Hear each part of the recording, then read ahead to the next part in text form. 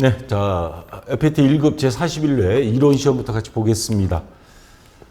수험번호 B41에 18개, 그 다음에 편의상, 이름 편의상 A형으로 하고요. 감독관 확인번호 ON3번입니다. 자, 합격률이 58.6%가 나왔습니다. 평균 합격률이 최근 몇 년 동안 60%니까 뭐 평균 수준으로 출제가 됐던 것 같습니다. 자, 1번부터 한번 볼까요? 다음 중 재무제표 표시에 대한 설명으로 옳지 않는 것. 재무제표 여러분 아시죠? 재무상태표, 손익계산서, 그 다음에 뭐 현금 흐름표 같은 거. 자, 재무제표 작성과 표시의 일반 원칙이 있습니다. 요거 전산회계 그 이론 교재에 있는 내용인데, 우선 이번 시험 문제와 관련해서 해당되는 사항은 계속기업, 주식회사는 청산하거나 중단하지 않는 이상에는 계속돼서 영업을 한다라는 전제 조건을 답니다. 그래서 전기분, 단기분 이렇게 재무제표는 2년치를 비교하도록 하고 있죠. 그래서 그 비교 재무제표의 작성 요거하고 연결이 되는 겁니다. 기간별 비교 가능성을 제고하기 위하여 계량 정보와 비계량 정보를 전기, 단기 비교하도록 하고 있고, 그 다음에 재무제표 항목이 구분과 통합 표시해서 자, 중요한 항목은 본문이나 주석에 다 기재해야 되지만 중요하지 않는 것, 대표적인 게 성격이 비슷한 것들, 현금 및 현금성 자산 이런 거는 묶어서 통합하여 표시할 수 있습니다. 내부적인 목적 외에 외부적으로 보고해야 되는 것들, 이러한 것들은 그렇게 통합해서 할 수 있고, 그 외에 뭐 여러 가지들 있습니다. 자, 그럼 다시 문제로 돌아가서 옳지 않은 것, 재무제표는 계속 기업을 전제로 작성하는 것이다. 이거 맞는 거죠. 자, 그 다음 중요하지 않은 항목은 성격이나 기능이 유사한 항목과 통합해서 표시할 수 있다가 맞는 거죠. 재무제표는 단기 재무제표와 전기 재무제표를 함께 표시해야 한다. 뭐예요? 비교 가능하기 위해서. 이것도 맞는 말이고. 그래서 단기의 재무제표 항목의 분류를 변경했더라도 재무제표 항목을 전기하고 단기 같이 실어야 되는데 단기 거를 바꿔버렸어요. 그랬을 경우 전기 항목은 재분류하면 안 된다. 이것도 재분류해야죠. 그래야만이 비교가 가능하니까. 그래서 우리가 주식을 많이 하잖아요. 주식하는 분들이 전년도 올해 또는 분기별로 영업이익이 이 회사가 앞으로 성장 가능성이 있는가 이걸 확인해서 투자를 하죠. 자, 그래서 4번은 이건 잘못된 설명입니다. 재분류해야 됩니다. 그래서 4번이 정답이 되고요. 자, 그 다음 2번 문제, 계산 문제가 나왔습니다. 자, 다음이 결산정리 붕괴가 손익계산서에 미치는 영향에 대한 설명으로 옳은 것, 도소매업으로 가정한다. 자, 급여 50만 원 결산정리 사항입니다. 그러니까 12월 31일이란 말이죠. 그 다음 미지급급여 50만 원 이렇게 했습니다. 그러면 요 급여 차변에 있으니까 비용이 발생이죠. 자, 비용이 50만 원 증가합니다.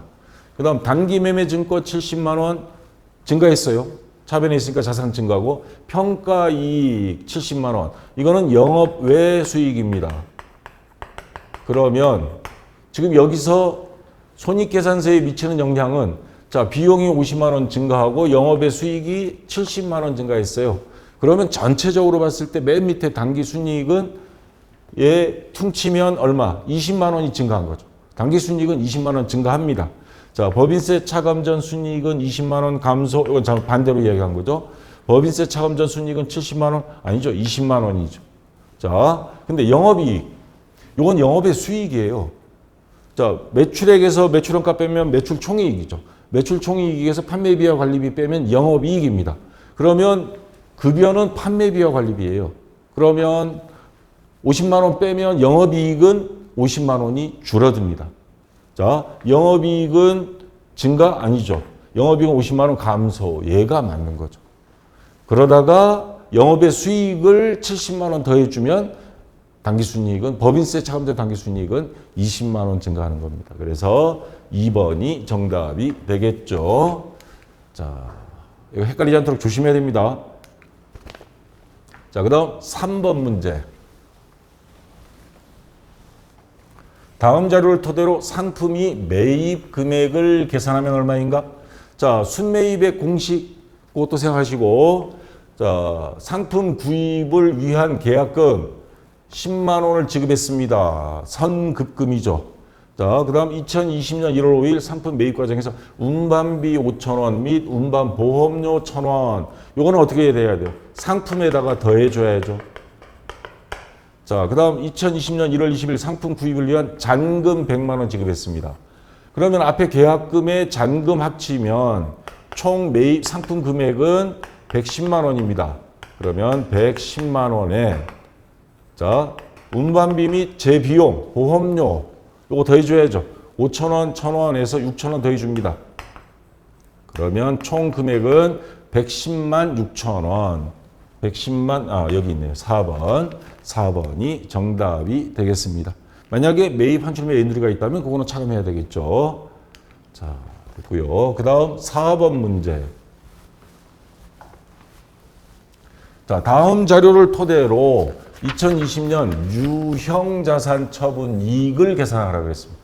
자, 2019년 7월 1일 기계장치를 350만 원에 취득했고요. 내용연수는 5년, 정액법입니다. 잔존가치 50만 원, 월날 상각. 자, 그러면 7월 1일 날 구입했으니까 12월 31일, 자, 2019년 12월 31일 감가상각 계산해야죠. 정액법이니까 내용연수 5년분에 취득원가 자 350만 원 마이너스 잔존가액이죠. 잔존가액 50만 원. 그러면 300만 원이죠. 300만 원 나누기 5 하면 연 60만 원이 감가상각비를 장부에 기록해야 되는데 7월 1일 날 매입했어요. 그럼 7월 1일부터 12월 31일까지 6개월입니다. 월할 상각했으니까 나누기 2죠. 6개월이니까 딱 절반 30만 원이 감가상각비입니다. 자, 그러면 근데 2020년 1월 1일 기계장치를 330만 원에 처분했습니다.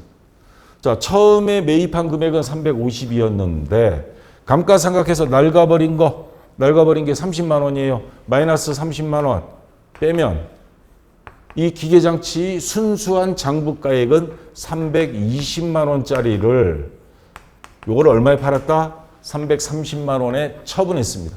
그러면 10만 원 이익 본 거죠. 유형자산 처분 이익은 얼마? 10만 원이 되겠죠. 자, 그래서 3번이 정답이 되겠습니다. 자, 그 다음. 자, 요런 문제는 보너스 문제입니다. 항상 이론 시험 볼 때도 계정과목및 조교등록 메뉴를 켜놓으세요. 제가 요거 캡처 받아 놓은 겁니다. 자, 다음 자료에서 비유동부채의 합계액은 얼마인가? 그러면 사채 비유동부채 여기 위에 비유동부채가 있습니다. 비유동부채 맞습니다. 외상매입금은 유동부채예요. 얘는 아니고 퇴직급여 충당부채 있죠? 비유동부채 295번. 자, 얘도 비유동부채.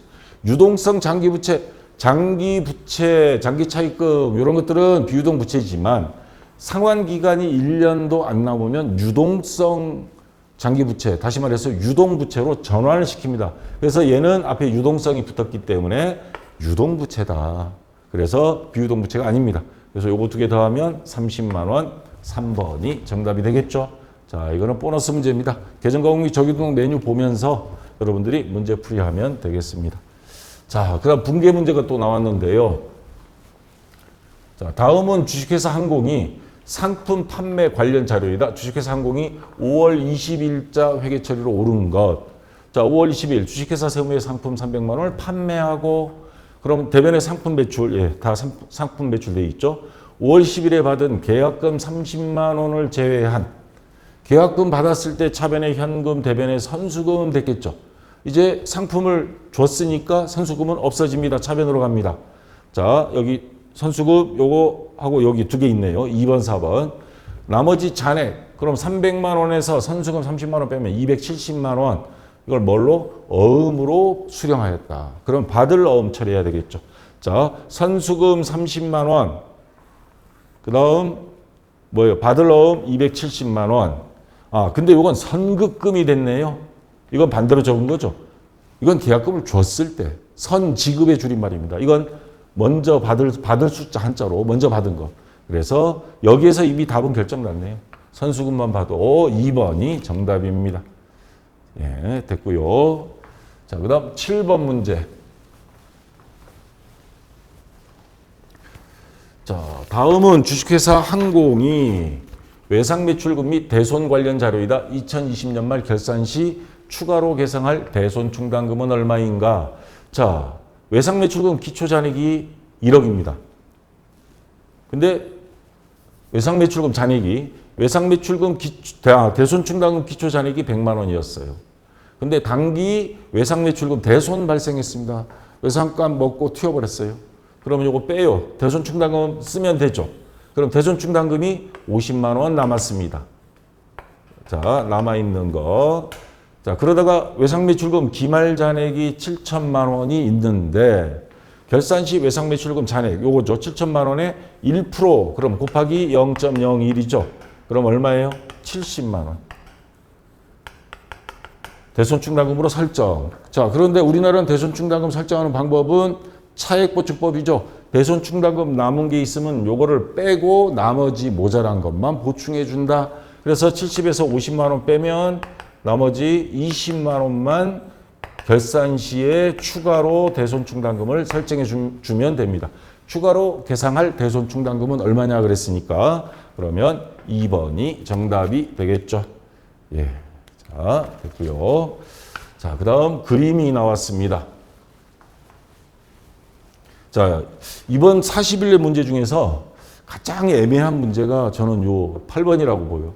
자, 다음 중 자산이 회계 처리에 대하여 올바르게 말한 사람을 모두 고른 것은 자, 이쪽부터 보겠습니다. 김사원부터 상품 구입을 위해 지출한 계약금은 지출한 거, 지급한 거, 선지급, 선급금 기록한다. 얘는 맞았어요.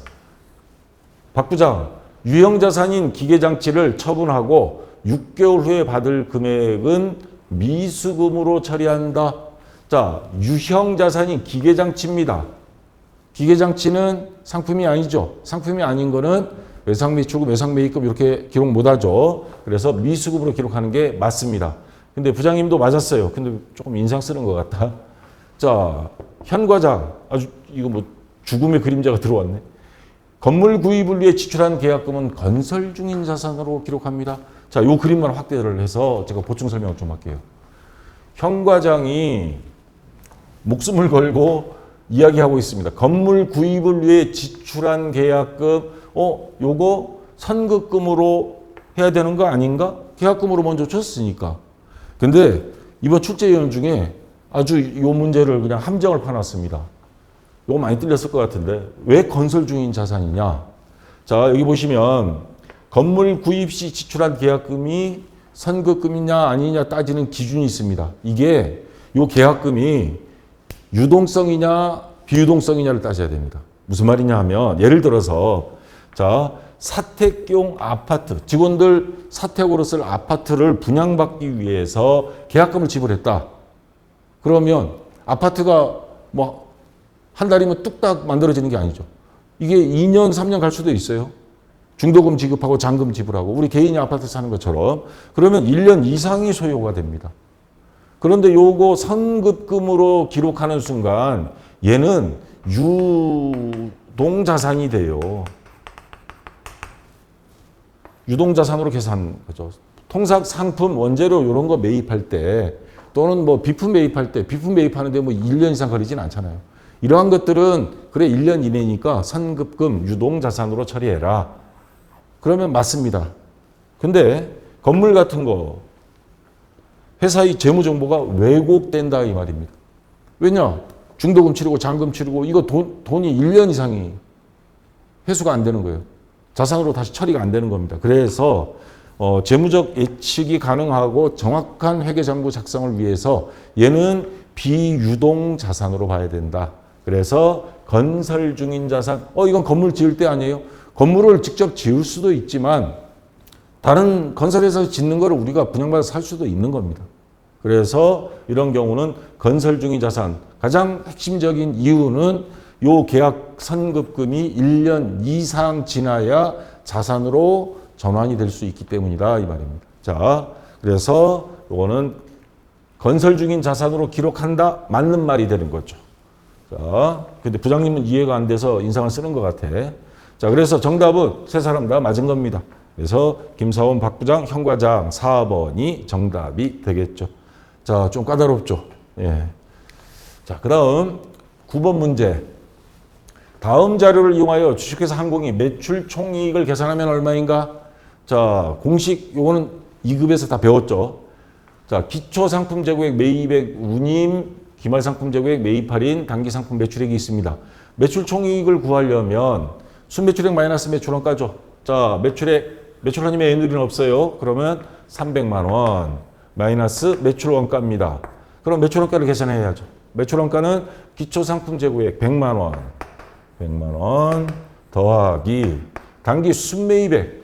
순매입액은 총 매입액에서 매입운임은 더해주고 그 다음 매입 할인은 빼줘야 되겠죠. 그러면 200만 원에서 15만 원 더하고 5만 원 빼주면 210만 원이 됩니다. 순매입액은 210만 원 마이너스 기말상품 재고액 150만 원. 150만 원. 자, 그러면 매출원가가 나오죠. 예, 제가 미리 계산해 놨습니다. 암산을 잘못해서. 그럼 매출원가는 160만 원이 됩니다. 160만 원. 자, 그래서 순매출액 마이너스 매출원가 160만 원 빼면 매출 총이익은 140만 원. 예, 140만 원이 나오죠. 그래서 정답은 예, 1번이 정답이 되겠습니다. 자, 이거는 뭐 2급 수준의 문제고요. 자, 그다음 10번 문제.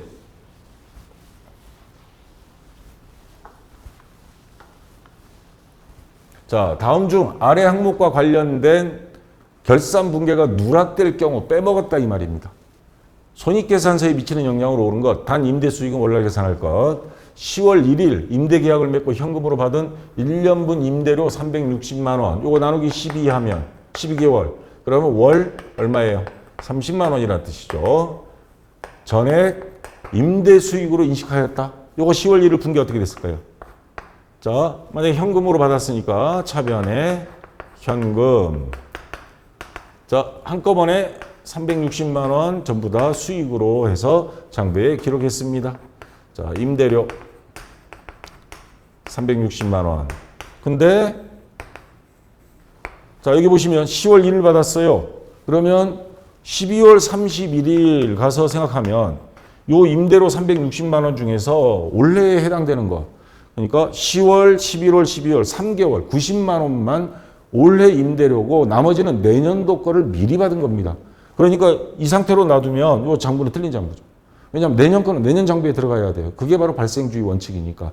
그래서 요 중에서 90만 원을 뺀 나머지 금액 270만 원은 내년 장부로, 다시 말해서 수익이 발생 취소가 되는 겁니다. 그래서 차변에 임대료 270만 원. 그리고 돈을 돌려줄 수는 없죠. 그러니까 어떻게 해요? 자, 먼저 받았다. 선수, 수익. 요 수익은 선수 임대료가 되는 겁니다. 270만 원. 자, 이렇게 표시를 해야 되는데 요거를 누락했다. 이 분계를 안 해버렸다 이 말입니다. 그러면 수익이 270만 원 과대 계상된 채로 장부가 끝나버린 겁니다. 그러면 당기순이익 270만 원 과대 계상된 겁니다. 요 빼줘야 될 임대료를 안 뺐기 때문에. 그래서 4번이 정답이 되겠죠. 자, 이해가 되시죠? 자, 그 다음 11번 문제입니다. 자, 이제 부가가치세.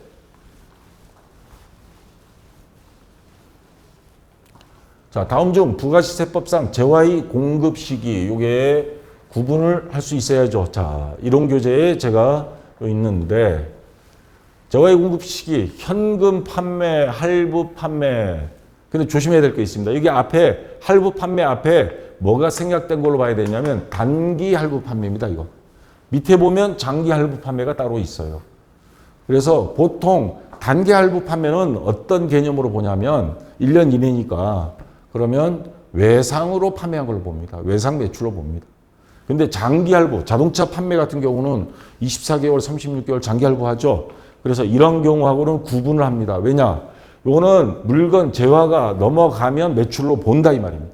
지금 공급 시기니까 다른 말로는 수익이 인식 시기 이렇게 이야기합니다. 근데 장기 할부 판매는 대가의 각 부분을 받기로 할 때 할부금 받을 때 요거 이렇게 해주는 이유가 현대자동차 만약에 자동차 36개월 할부로 그냥 뭐 한 1조 원 팔았어요.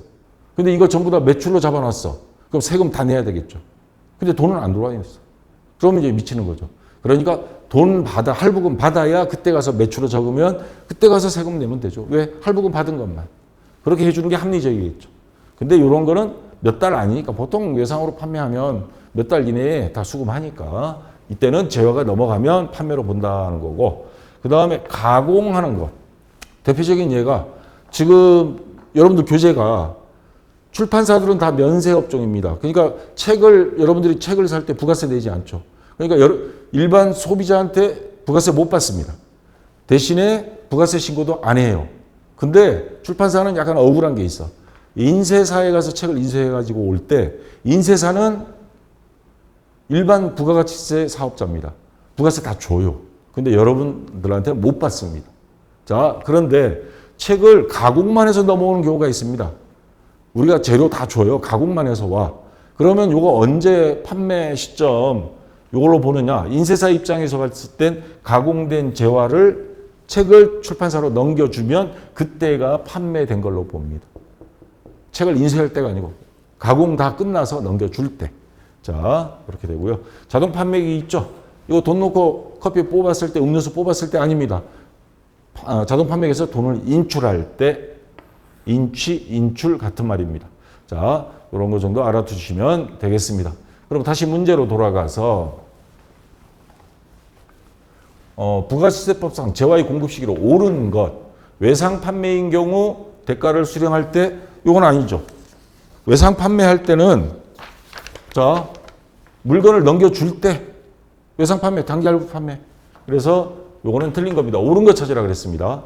재화의 공급으로 보는 가공인 경우에는 뭐예요? 가공된 물건을 넘겨줄 때라 그랬죠.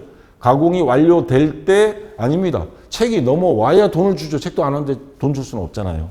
그래서 이것도 잘못됐고요. 무인 자동 판매기를 이용해 재화를 공급하는 경우 재화가 이동할 때 캔커피를 뽑을 때 아니죠. 돈을 꺼낼 때, 인취 또는 인출할 때 이것도 틀렸습니다. 장기 할부 판매는 대가의 각 부분을 받기로 한 때 할부금 받을 때 이게 맞는 거죠. 그래서 4번이 정답이 되겠습니다. 자, 그 다음 12번 문제. 자, 또 그림이 나왔는데 다음 중 부가시세법상 사업자 등록에 대하여 바르게 설명하고 있는 사람. 면세 사업자도 부가가치세법에 의한 사업자 등록증을 해야 돼. 자, 사업자 등록증은 부가가치세법 따르지 않습니다. 면세 사업자. 아까 출판사. 요거는 그 출판 사업자 등록, 면세 사업자 등록증을 따로 받습니다. 자, 그래서 요거는 뜰렸고요. 누구예요? 명진이는 뜰렸고. 신규로 사업을 시작하는 경우 사업 개시일 이전에 사업자 등록증 신청할 수 없다. 여러분들 나중에 혹시 식당이라도 개업을 한다. 그러면 사업자 등록증 되기 전에 뭐 인테리어 공사하면 막 시간 며칠, 뭐 일주일 뭐 걸리죠. 자, 냉난방 시설, 인테리어비 요거 지출할 때 우리가 사업자 등록증이 없으면 어떻게 돼요? 개업하기 전에 돈 막 나갔는데 그거 부가세 환급 받을 수 있거든요. 근데 사업자 등록증을 신청할 수 없으면 아무것도 못 받죠. 세금계산서는 사업자 등록증 있어야 발급받고 발급해주고 이렇게 하기 때문에 그래서 사업 개시일 전에도 개업하기 전에도 사업자 등록증은 미리 신청할 수 있도록 세법이 돼 있습니다. 그래서 수정이도 뜰렸고요. 사업장 관할이 아닌 다른 세무서장에게도 사업자 등록이 신청을 할 수 있다. 요즘은 온라인 시스템이 돼 있어서 아무 데서나 해도 됩니다. 그래서 요거는 누구의 화주는 정확히 알고 있습니다. 자, 그 다음 재영이 사업장 종업원 수가 변경되는 경우에는 사업자 등록을 정정해야 돼. 그러면 직원들 들어왔다 나갈 때마다 사업자 등록증 신청을 다시 정정한다? 이건 뭐 쓰잘데없는 짓이죠. 미쳐버리죠. 그랬다가는. 재영이도 틀렸습니다. 그래서 정답은 3번 하주가 맞았죠.